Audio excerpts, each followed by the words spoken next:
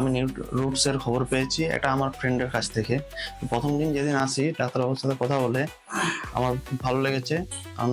তারপর তিনি আমাকে ট্রান্সপ্ল্যান্টের কথা বলেন। এখানে এসে সমস্ত স্টাফদের বিহেভিয়ার সমস্ত কিছু খুব ভালো।